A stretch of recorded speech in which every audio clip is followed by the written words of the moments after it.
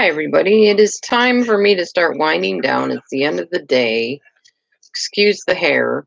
I'm going tomorrow to get a shower at my ex-husband's house. And so you'll just have to bear with me the way I look. I'm not impressive. I get it. You had perky, happy me this afternoon, so now you got tired getting ready with me for the evening.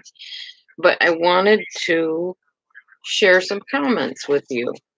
I don't know if this is going to work very well because I can't really tell if I'm able to project this onto the screen somehow. Yeah, see, it's not going to work, but I am going to go through anyways and make my comments about this particular video, and I'll try to post the link if I can to what video I'm talking about. But I will tell you this. It is called Unpublished Parts of Chris Watts' Interview. That's what you're going to look for. Unpublished parts. I'll type it into the thing here. Unpublished parts of Chris Watts' interview. You're going to look at that video and then remember the comments I'm about to share with you.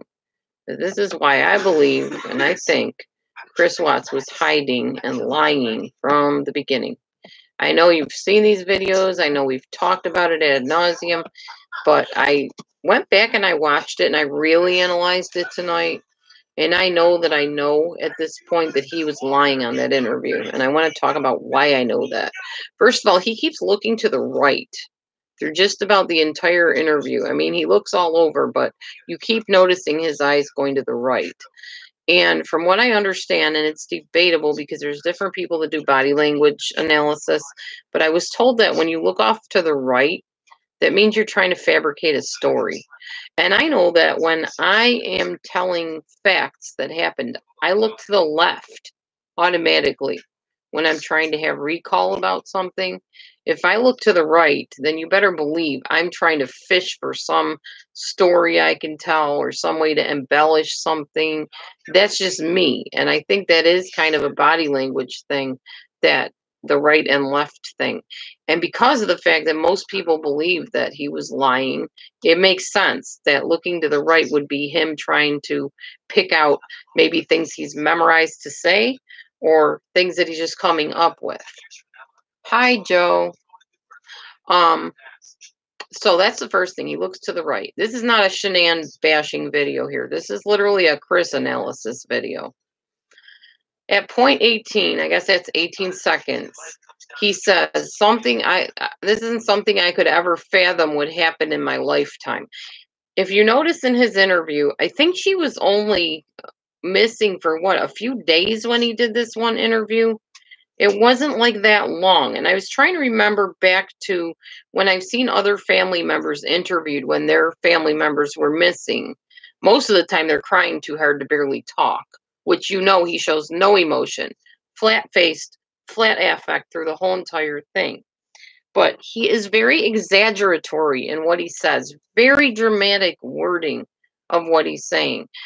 This isn't something I could ever fathom would happen in my lifetime. What, you can't fathom your wife going to a meeting and not coming right home? Or maybe staying with a friend for a few days? Come on, really? You can't fathom that in your lifetime. It's just so exaggerated. And I guess I didn't notice that when I watched it the first few times, but tonight I rewatched it. I don't know why. I sometimes think God wants me to see certain things about things. Hi, Katie. Welcome, welcome. So I'm watching this and I'm going, man, he's really dramatic and very, very exaggeratory, very embellishing on things. In 17 seconds in the video, he blinks and he says, I have no inclination of where she is. Now, most people had a big issue with the word inclination because a lot of people don't talk that way. I have no inclination where she is. It's not a normal word that everybody uses.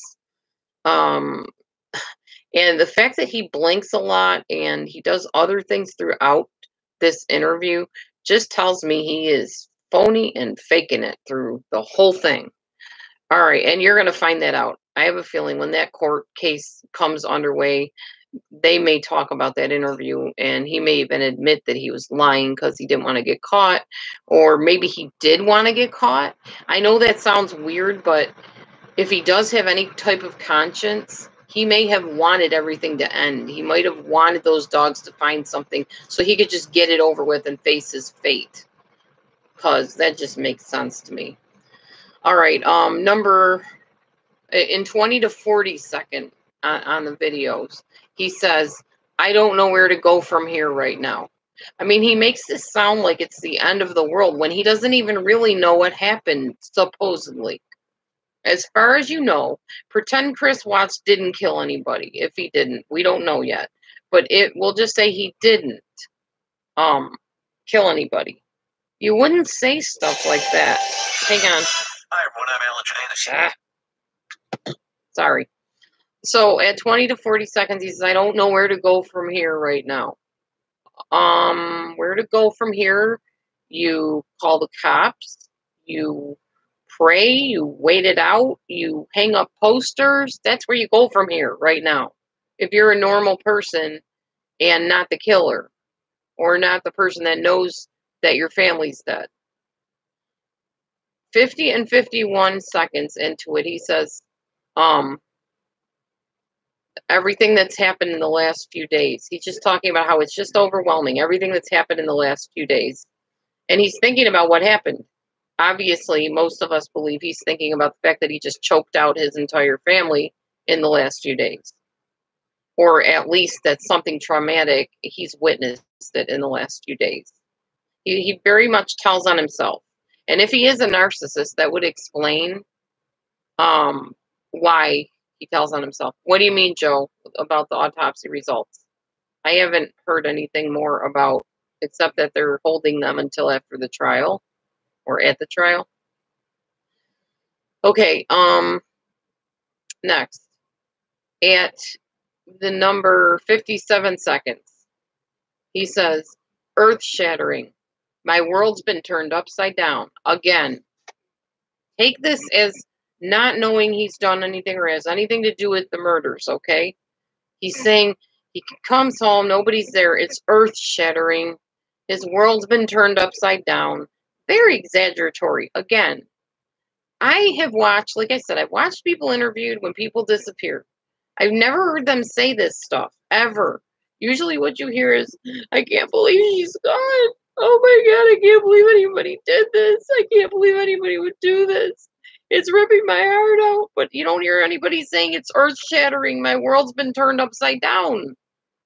When it's only been a few days and you don't even know for sure that anything's happened to him. It's crazy.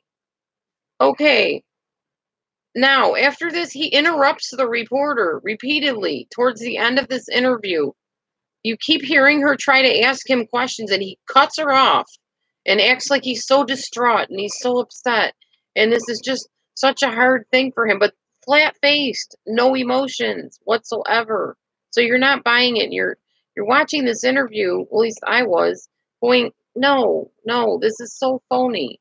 106, 1 minute and 6 seconds. He says, he couldn't go to the friend's house. Many people have offered him to go there or something like that. But I kept thinking maybe she came back. Maybe the kids came back. And I'm thinking, from where? The dead? They came back? Most people would say, I couldn't stay with my friends. I just couldn't bear to be away from the house. What if they came back? Or what if they showed up? But not the way he said that. You know, maybe she came back. Maybe the kids came back. The dude's obviously not right in the noggin. Seriously. He's creepy. The way he words things.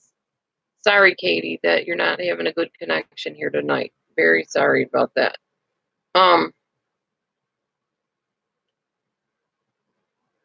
Yeah, Joe, that totally makes sense about the crude oil thing. He probably did think he had more time. Well, if he did it. Again, he's innocent till proven guilty.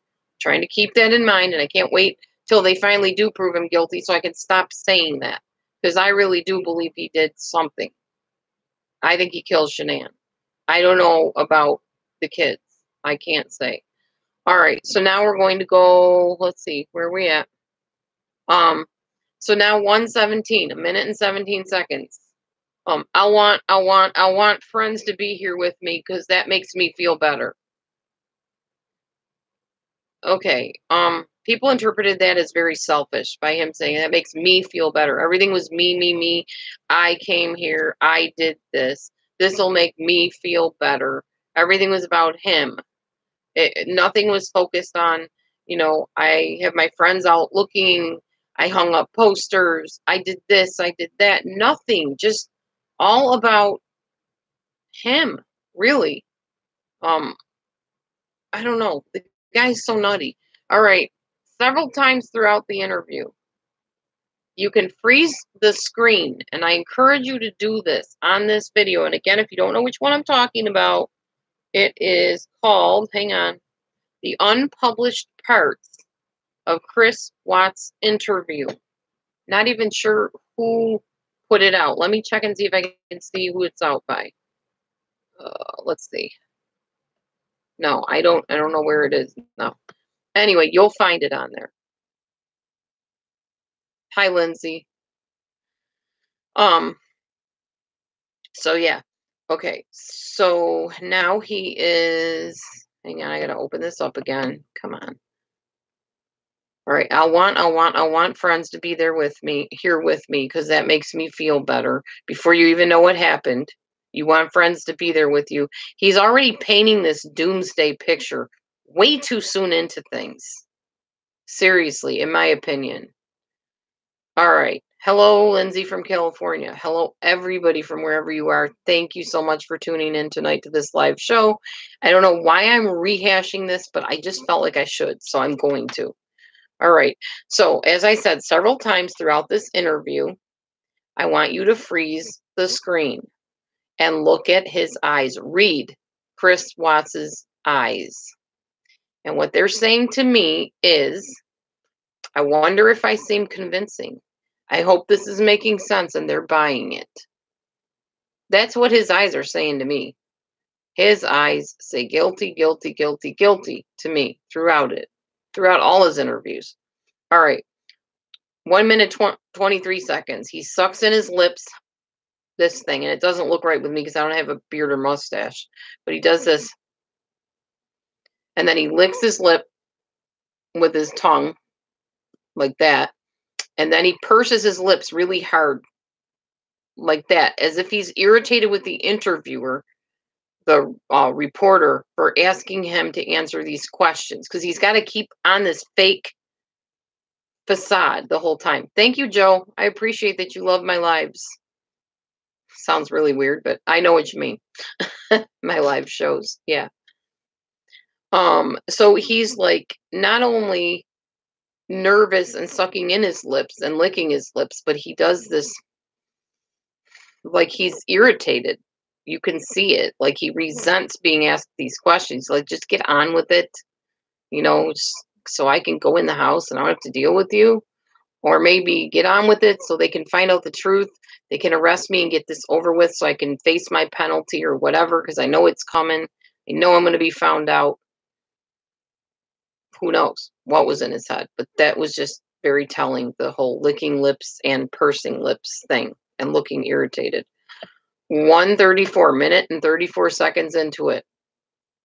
In my opinion, he's faking being impressed with the great job the investigators are doing.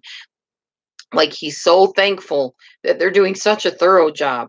They got the dogs here. They put out they're checking for the scent. They're doing this. They're doing that. Like, he's all impressed. Well, like the guy that would go up to the investigators, give them a big hug and say, "Thank you so much for being here.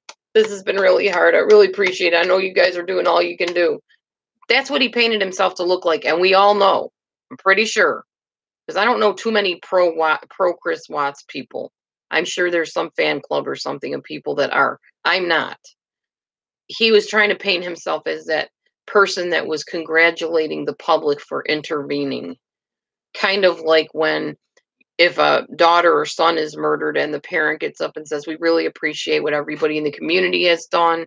We appreciate the fine job that the police did, their police dogs, their police agents.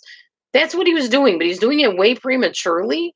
And he was painting himself to be this very benevolent, friendly kind of guy that just is so thankful that everybody's just doing this thorough job for him to find these people that he most likely murdered. All right. At 1:38, 1 minute and 38 seconds, and everybody I know has commented on this, and I noticed it too. The dogs bark. He now, instead of looking to the right to make up his story, looks to the left.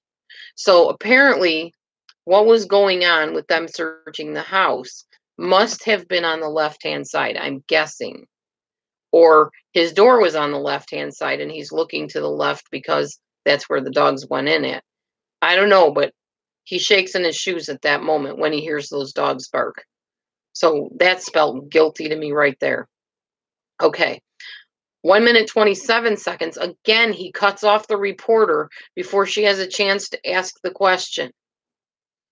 And he keeps doing this. He keeps cutting her off from this point on. Every once in a while, he'll jump in there and say what he has to say.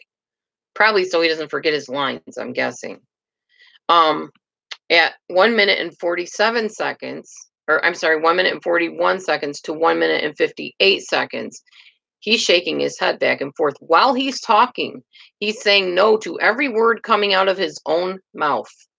Perhaps he might have wanted to review body language and the language of liars before he decided to fabricate his BS story.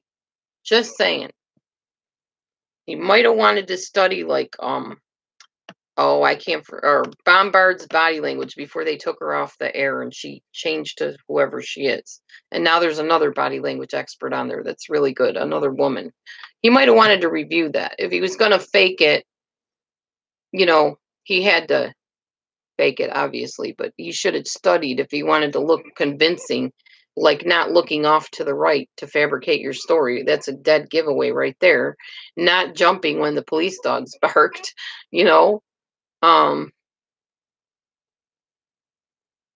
Wow, I read your comment. The person that just sent me that comment.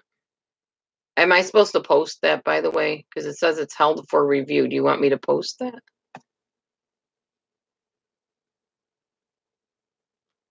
Oh, I see why, because there's an expletive in it. Okay, well, Barb just said that the reason he put him in the oil thing was so the bodies wouldn't stink. Whoever put him in there, if it was Chris or whatever. Okay. So here he's shaking his head very vigorously to every word coming out of his own mouth. A minute and 43 seconds to a minute and 44. He says, she said she was going to a friend's house. That was the last thing I heard. That was it. That was very vague. How is that vague? If I told my husband I'm going to a friend's house, he would say, okay, cool, have a good time. He might ask me who the friend is, but it's not vague. You're just going to a friend's house. His wording was just so, it baffles your mind because it's such a lie. And you're sitting there going, how is that vague? Dude, seriously, there's nothing vague about your wife telling you she's going somewhere for the day. That's just weird. All right. 1 minute, 59 seconds. Hi, Rumpelstiltskin. Haven't seen you in a while. So now he licks his lips again. He stares very straight ahead with this thoughtful look on his face and in his eyes, especially. Looks like he's making up the next answer for the reporter. At this point, the reporter's asking if he saw Shanann yesterday, and he's answering almost defensively. You can hear the change in his voice if you listen. It's edgy. It's like, yes, I saw her when she got back from the airport. And then you can kind of hear this defensiveness, nervousness in his tone, almost like he's angry at being probed by her.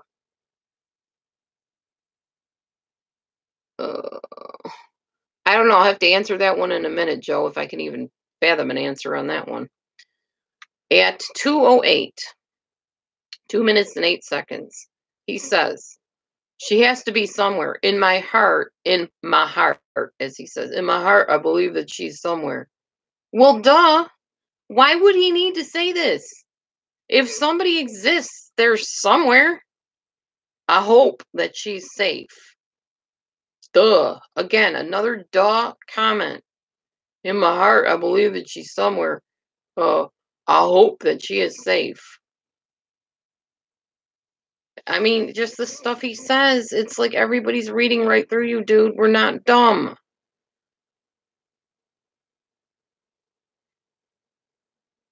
Still Rumpelstiltskin. It doesn't matter what friend she was visiting. That's still not vague. She was going to a friend's house. Yeah, he uses a lot of words in the wrong context. He makes no sense. And his face is so telling. Now, 2 minutes and 12 seconds to 2 minutes and 16 seconds. He's staring with a look in his eyes of concern or worry. And he quickly shifts his eyes back to the reporter. And then he licks his lips and looks to the right again. And this is all very quick. So he's staring straight ahead like this. Here, I'll try to do it. Staring straight ahead. And then he looks out at the reporter like this. And then he looks to the right again. And it's like really, really, really quick. If you don't know what to look for, you won't catch it. His eyes are very shifty. And anybody that has shifty eyes, you can bet they got a shifty personality to go along with it usually.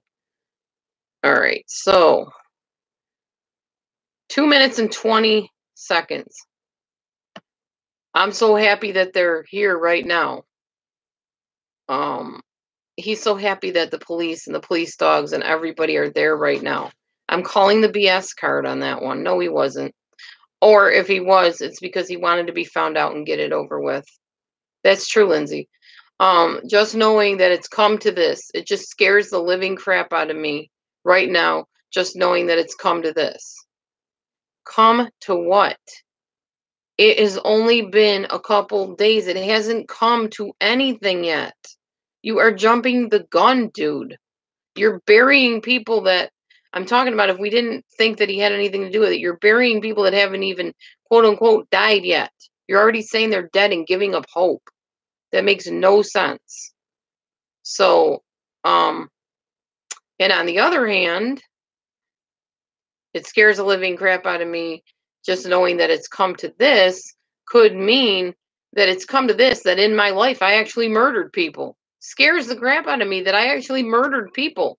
And now I've got payment ahead of me that I'm not going to want to pay, to the judicial system and society. Then he said, and she didn't come home last night with the kids. Well, I think he kind of knew why that was, but of course he had to fake that. 2:29, 2 minutes, 29 seconds.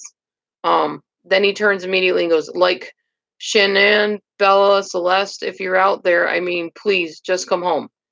And it's more like, Shanann, Bella, Celeste, if you're out there, I mean, please just come home. You could almost hear him laugh in between that, like, you ain't coming home, obviously. Just morbid and sickening. Anyway. 2:35. Licks his lips again with that stupid duper's delight smirk. Yeah, big time nightmare. Right, Katie, exactly. Let's see here. So 2:37, 2 minutes 37 seconds. He looks to the right again while saying that it's not like her to not show up. This again blew my mind. I'm like, it's not like her to not show up. It's not like her to not come home right away from a trip. What do you mean to not show up? She lives there. I don't know. He didn't make any sense to me at all.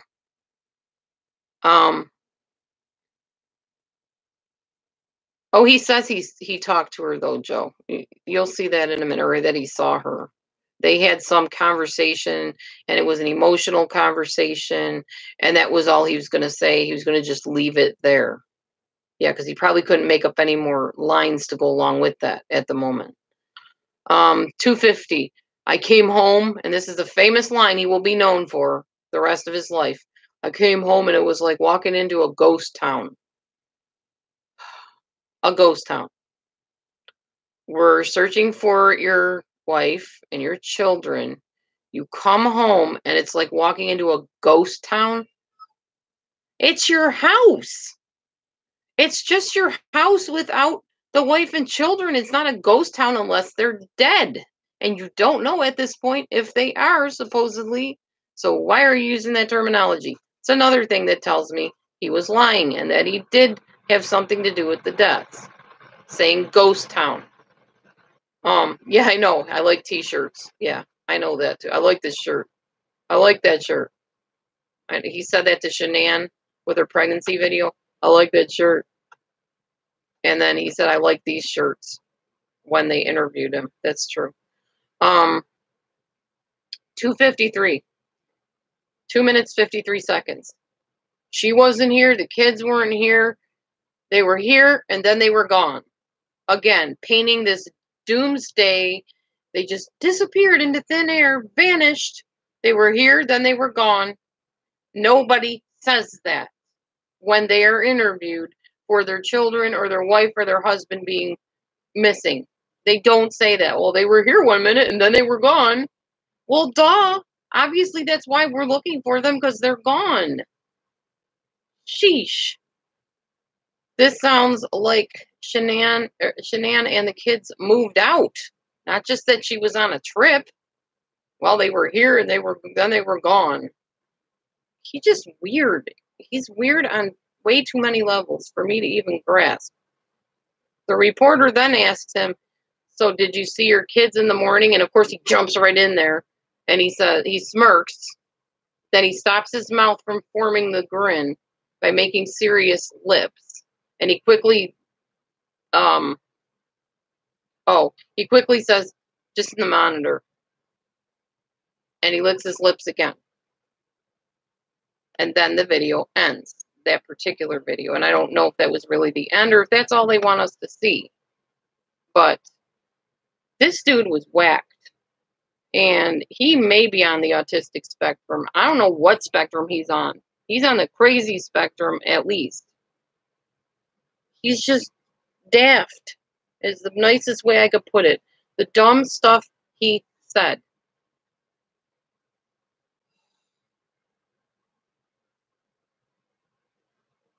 Huh? Barbara, what's that about? Daddy, we are out here.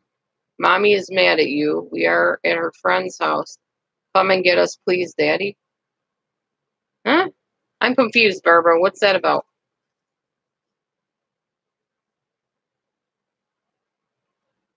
Yeah, right, exactly, Barbara. And he's like, if you're out there, Shanann, Bella, Celeste, just come home. You don't say that to the kids. Even if the children are missing, I've never, ever, ever, in any case of a child missing, heard the parents say to an underage child, a 3 or 4-year-old, even in an interview, Mary, Johnny, if you're out there, please come home. They're 3 and 4 years old. They can't hitch a ride home, dude. Seriously. Oh my gosh. Just freaking insanity. Ugh.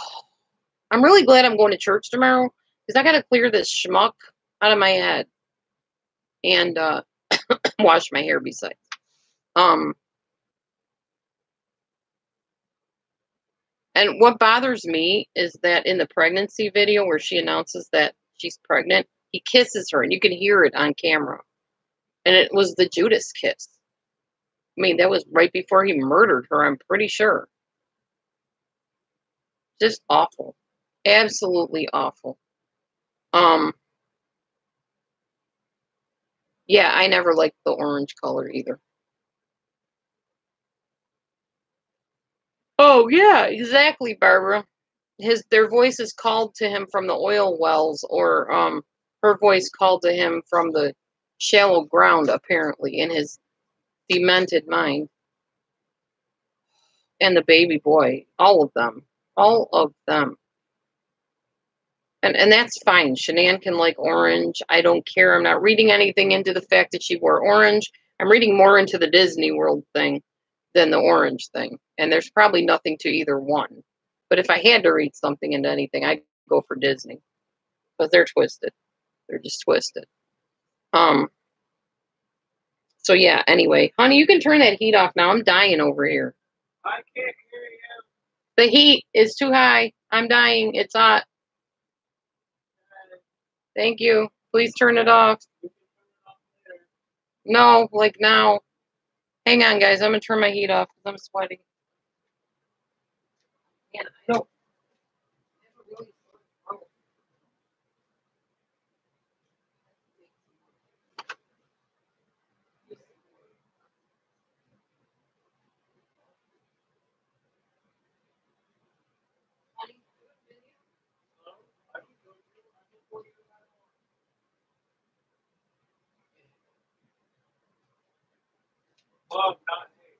All right, y'all. I'm back. I'm going to have some more hot sauce. My throat is really hurting today. I'm probably just talking too darn much. Most likely.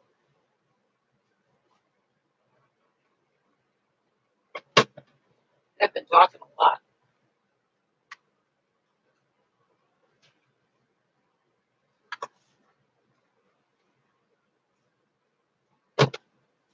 All right. So,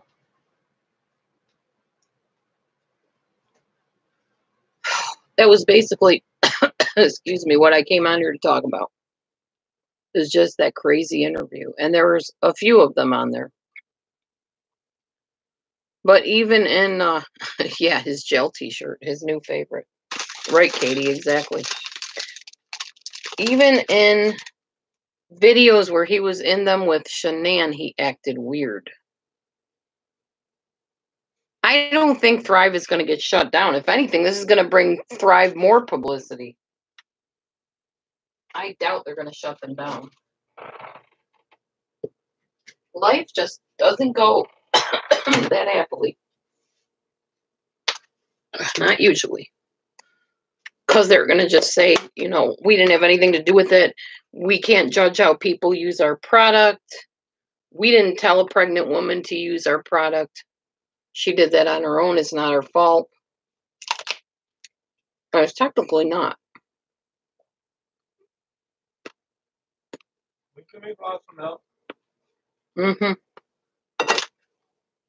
Or you can get up and get your own glass of milk. They don't mind, honey. They don't judge. Hang on, guys. I got to get my husband a glass of milk here.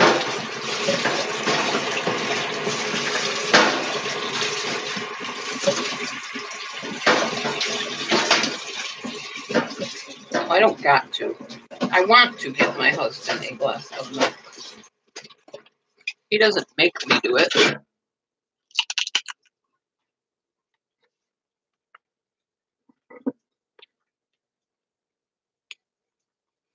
Yeah, true, Barbara. They wanted to know if Chris Watts is reading that Bible he has in his shelf, in his cell. He's got a Bible and a picture of Shanann and the girls. I guarantee he's reading that Bible. My husband said he guarantees he's reading that Bible. Why you think so, honey?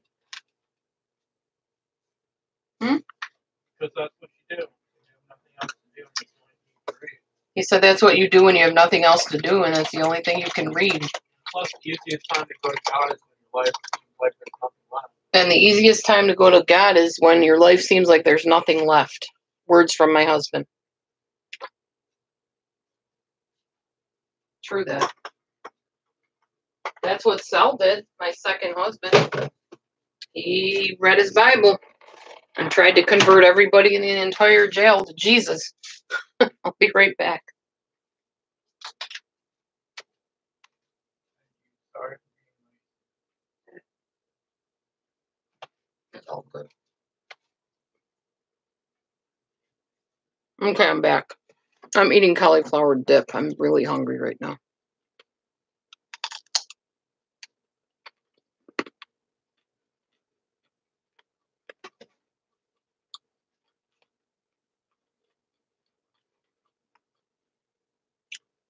Oh, I know, Barbara. But I wanted to go to trial because I want everything to come out that needs to come out. I want to find out what on earth went on with this family. Because I'm sure there's other families out there just like them, and maybe we can help.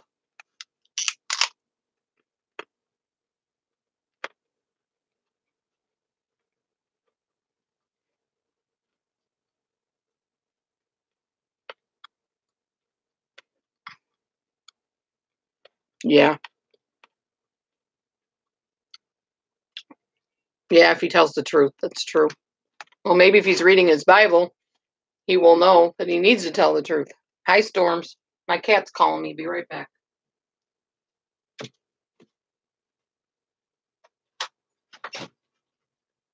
Hi, boy. Cold out, huh?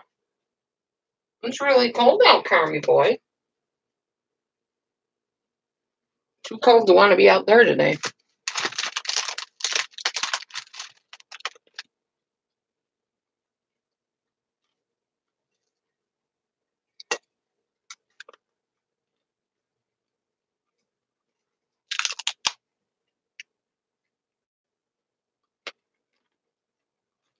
Yeah, I know, Sandra.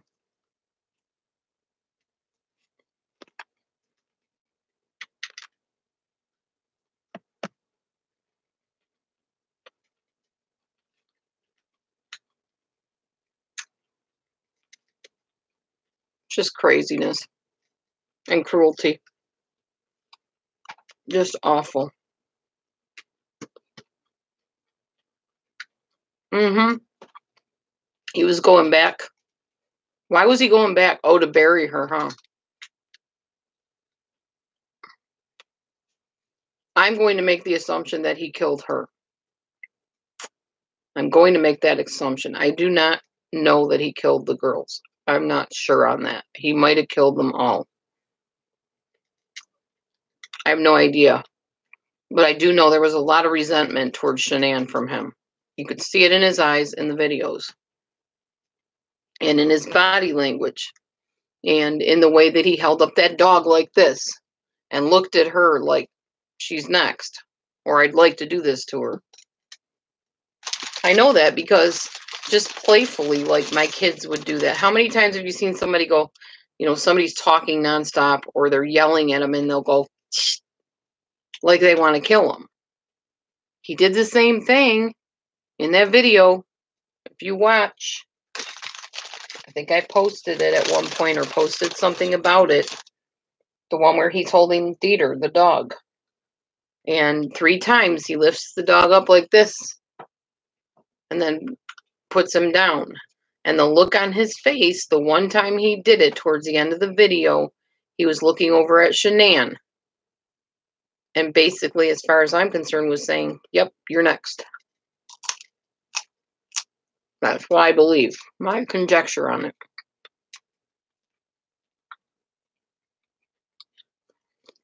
I do think she seemed happier in her earlier videos, Sandra. You may have something there. Mm-hmm.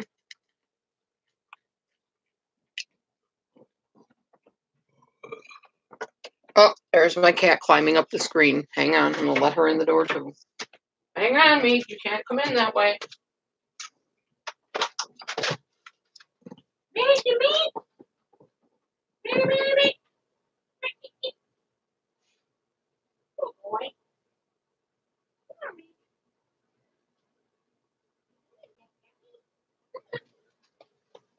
You don't need to be out in the cold. It's like winter out there, bird. I know. Meat, you be nice. Be nice. We got this one, too. Here, guy. Here, Carmy boy. Meat, make up your mind. Here, Carmy. Here, boy. Whatever. Goofy cats. Yeah, I know. The big doll with the cloth over it, looking like it was in a morgue. That was creepy. That looked like something Chris did, not the kids. In my opinion. I don't think children would have thought to do something like that. It was too carefully done. It looked too staged to be done by children.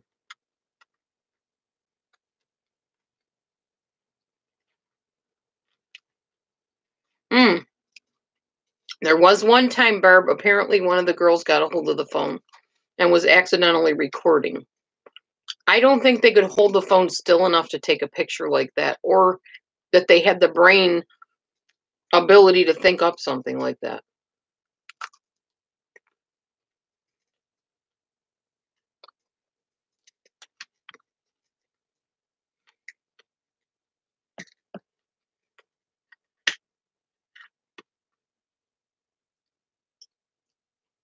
And that's what I said, Deb.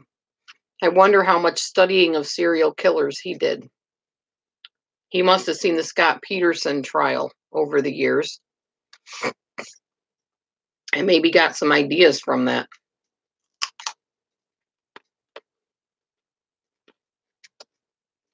Right, Barbara, that's what I'm saying. Exactly.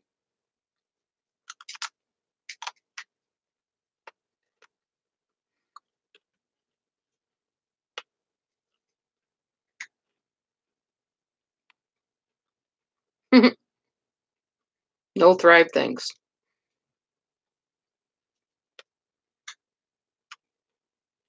Mm-hmm. Just craziness.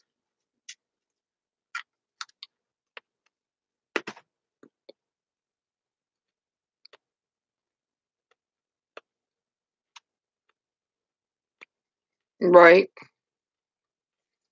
I don't think he had far to go either. I think they were driving each other crazy. I don't think it's just Chris, and I don't think it was just Shanann. I think Chris was resentful of her. She had all those friends. Oh, sorry. You can ask. It's organic sunflower florets. And I'm dipping them in dill dip. I'm super hungry, sorry.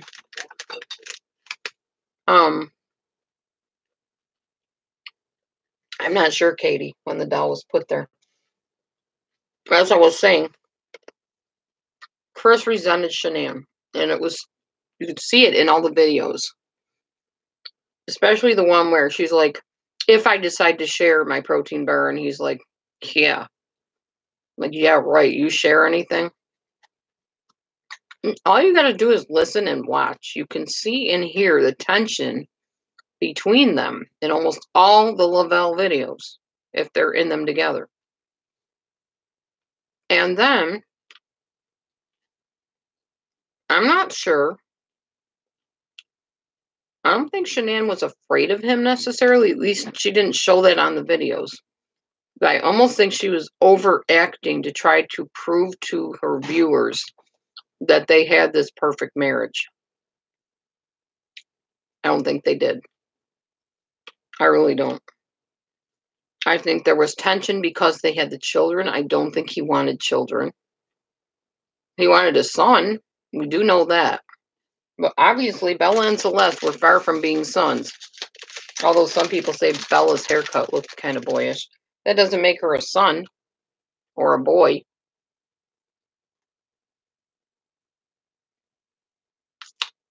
So, I don't know. There was just a lot of bad tension in that household. Okay, well, if she knew about his affairs before her death, she probably said something about it. Because I know when I caught my ex-husbands in porn, I confronted them about it. Now, thankfully, they weren't murderous, crazy people and didn't kill me over it. They didn't appreciate it. They did not appreciate it one bit. People that have an addiction, people that are doing something that is, as I say, sinful or wrong, they don't like being called on their stuff. Usually that's when you hear them say, judge not lest you be judged. Because they don't want to be held accountable. Yeah, and that is possible, Leslie.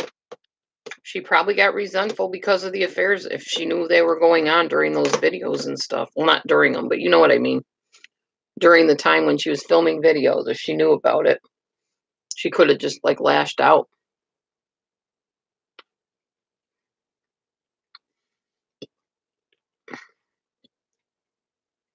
And yes, you already know my viewpoint on Shanann. The fact that I feel she was very neglectful of her kids at times and rude to him, demeaning towards him. This type of video that I'm doing now was really just to expose him as the liar that I believe he is. Right. I do too, Maureen. I definitely believe there was more to her than that. I don't believe she deserved to die or be choked to death, strangled to death, or whatever happened. It's a sad, awful, terrible, scary situation.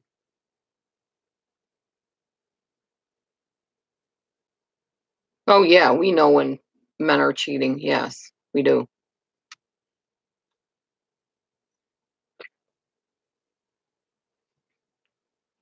In my case, when my first husband, ex-husband now, was cheating, I ended up with 2 STDs, and he was never very good at a certain activity, and then all of a sudden he got good at it when he was hanging out with this particular woman and helping her fix up houses and stuff that she rented out.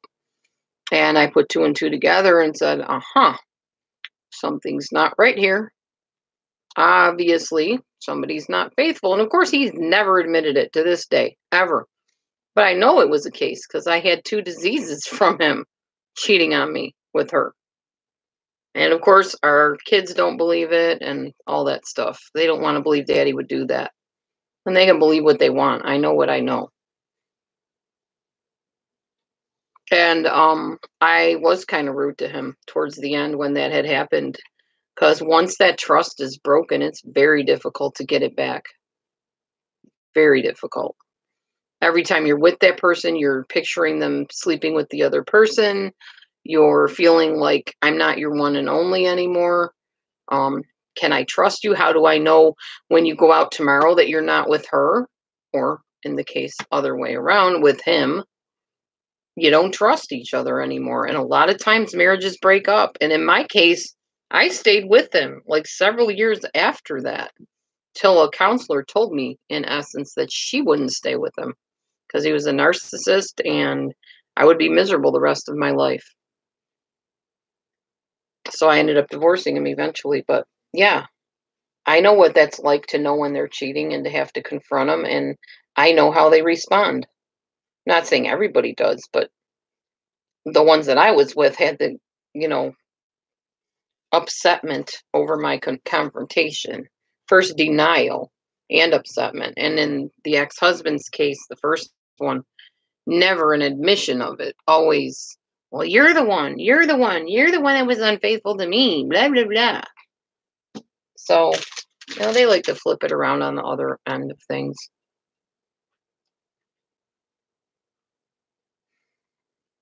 Yeah, I don't know, Katie. And that would not surprise me either if maybe Shanann was doing something on the side or even having an emotional affair. Because that's basically what happened to me in my first marriage. I ended up having an emotional affair and then getting a little bit too involved with the person I was hanging out with. And then I left, but I didn't go and move in with the person. I ended up breaking up with him a few months later. I lived at a shelter.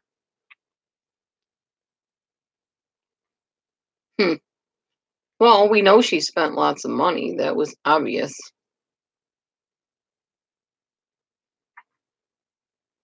Oh, yeah, the vision board. Yeah. I am beautiful. I am perfect. I know, I saw it. He could have been Leslie. Good point. I don't know. I do know I'm hungry. I've been hungry all day. I don't know why. Y'all just keep talking. I'm going to figure out what I'm going to do. I might have some more chicken soup. That'll be good for me to go to bed with in my belly. And it'll help me relax because of the tryptophan in the chicken. Hi, boy. Big boy, boy. Big boy, boy. I am going to put the chicken from the big pot into the smaller pot.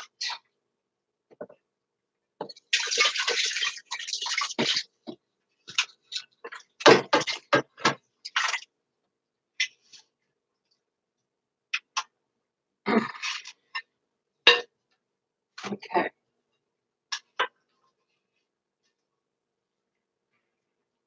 Now,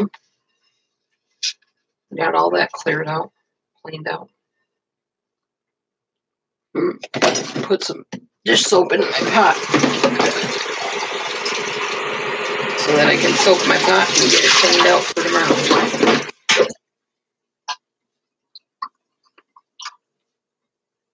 There we go.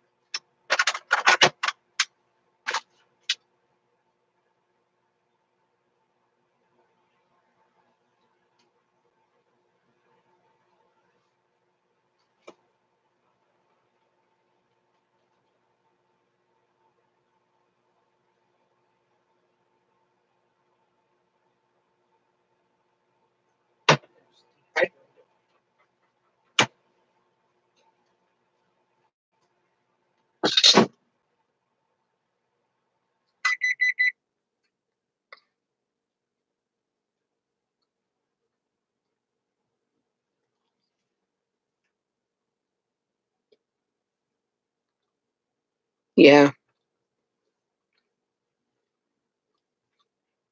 Deb, it did use positive affirmations for Bella, but the thing was, the one affirmation was, I am perfect, and nobody's perfect, and especially not a child.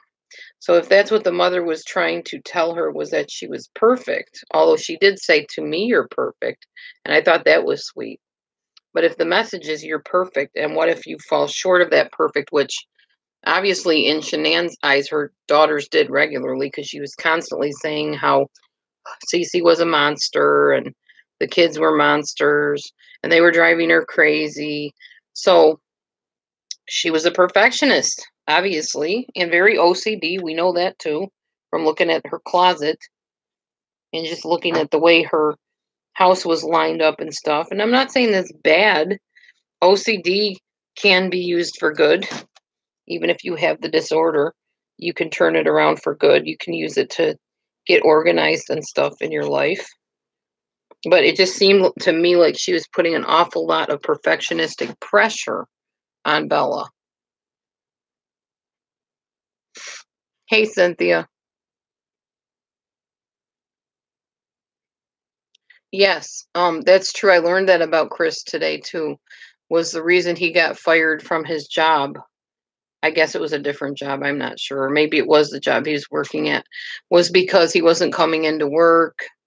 He wasn't doing good job performance.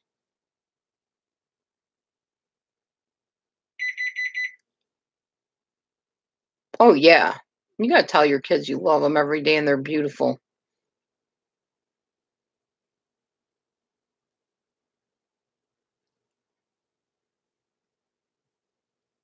Right. I know about the children's hospital.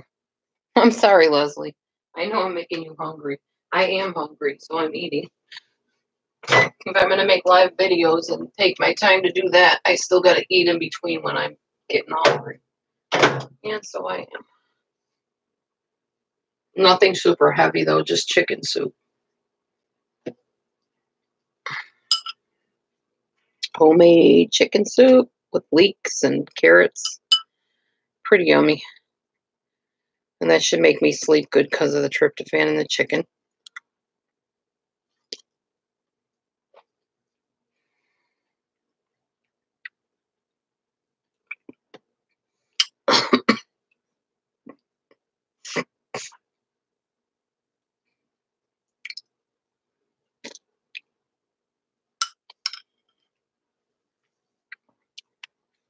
Oh, by the way, y'all.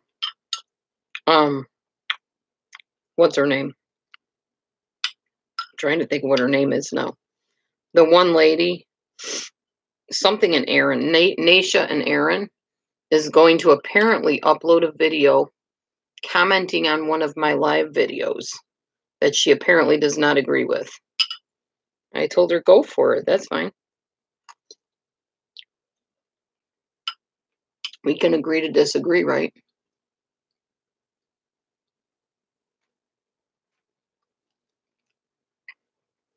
You know, I get it that money causes problems. Believe me, I know that happened in my last 2 marriages and almost happened in this one too at one point.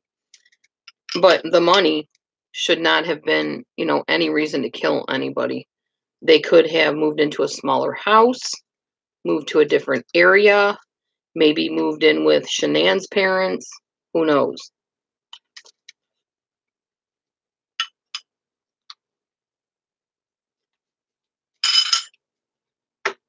But you don't murder somebody or yourself. Don't commit suicide either. There's always answers. You just got to find them. And just ask around. People are willing to help.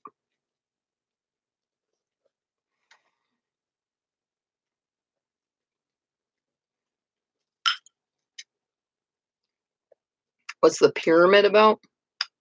What pyramid? The Lavelle thing?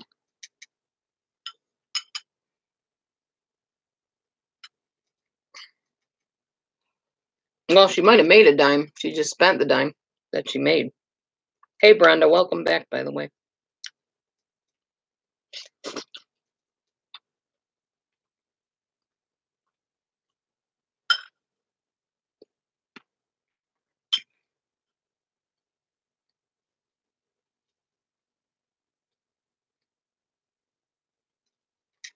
Oh, yeah. Lavelle. That just means the higher ups in the company make most of the money. That's what a pyramid scheme is. There's also something called the Ponzi scheme, which is somewhat similar.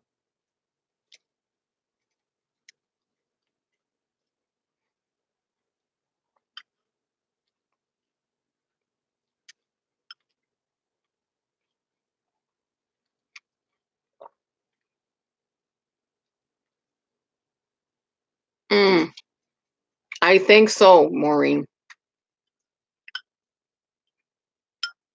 Yeah, saying that, you know, we're swaying the case and stuff like that.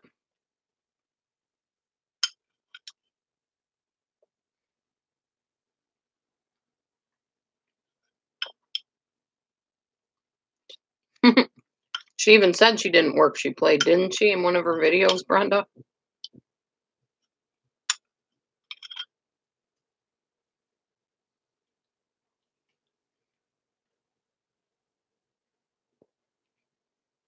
Who's Mandy? Mandy was crazy, crazy. Look in her eyes. No, true Rumpelstiltskin. I'm not sure who Mandy is.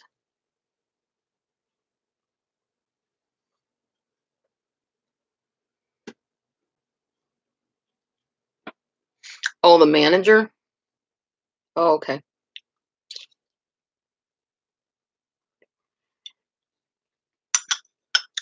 Shannon Watts is manager for Thrive.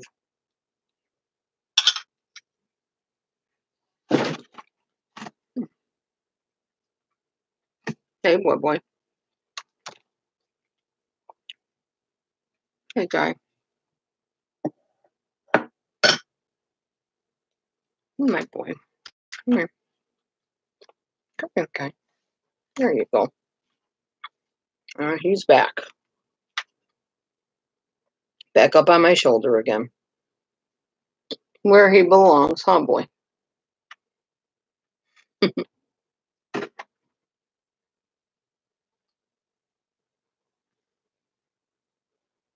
Hey, baby. My boy. Yeah, he's my boy cat. He's pretty. He's a good boy. That's okay, Joe. I got to get off, too. I just wanted to pop on and share that stuff.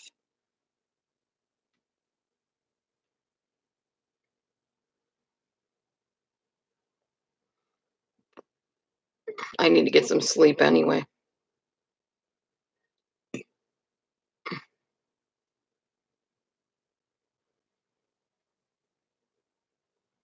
Sorry, Joe, you're having some stress.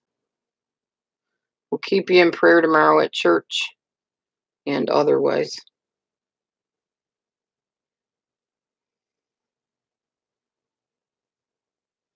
Yeah, that's what I read too, Leslie. I heard about that. The housing people. Yeah, it's 8:32 here. It's not super late, but it's late enough that I'm getting tired, so. Oh, you're welcome, Joe. All right, y'all. I am going to get going. Thank you again for coming in. You know, it's so awesome when you have a chat and it starts out with like 2 people, and then within about 10 minutes there's 20 something people in here. That's really humbling and real big blessing to me. So thank you, everybody. Um Barb, hook up with Joe, you know, give her your email address and stuff. Y'all stay in touch. And I will see everybody. Have a good night, and we'll see you soon on the next video. Bye-bye.